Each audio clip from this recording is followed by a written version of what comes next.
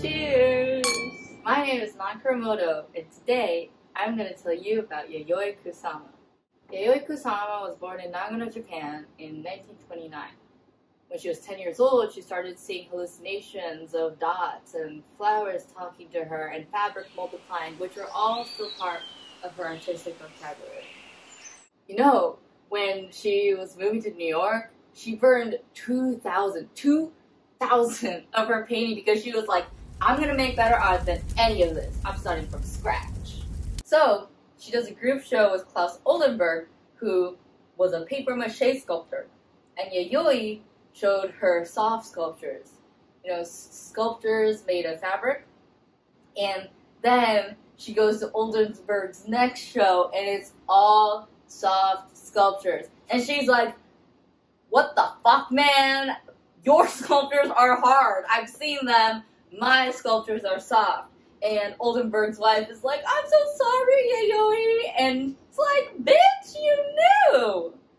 So then, at her next show, she does this thing where she covers the entire gallery walls with photos of her artwork. And Andy Warhol is like, wow, that's cool. So then, she shows up at Andy Warhol's next show, and his entire gallery wall is covered with prints of his work. And she's like, what the fuck? And everybody else is like, wow, Andy Warhol is a visionary. Then, she presents her first Infinity Mirror Room. And guess what? Some white man artist, whose name I can't even remember right now, out of nowhere presents his Infinity Mirror Room at a bigger gallery.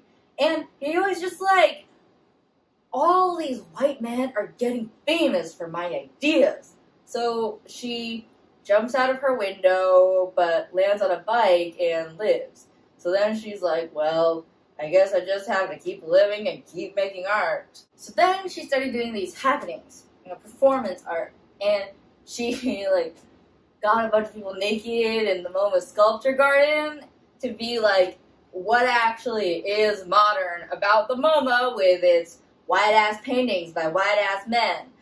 And she also showed up at the Venice Biennale uninvited and sold these mirrored orbs with a sign that said, you can buy your own narcissism. And everybody was like, oh, what an attention-seeking woman. By the time she decided that she was over the Western art world, Japan was like, no, we hate you. We don't want you either. And she got severely depressed, and in 1977, she checked herself into a hospital in Japan. And through the 70s and the 80s, she was virtually forgotten by all the art scenes that she contributed to. But she still kept making art at the hospital. And then one day, someone saw her art, and they were like, oh my god, she's a genius! Someone needs to see this! Ma'am, where have you been? So, this woman sets up Yayoi's retrospective in New York, and it is super successful. And now, she is the most successful living artist. She's like, I'm 91 and I'm still making art every day of my life. Suck it, Klaus Oldenburg. Yayoi Kusama was so ahead of her time. And all these white men just stole her shit and made it theirs. Will it ever change? You're gonna Graham her, know her damn name.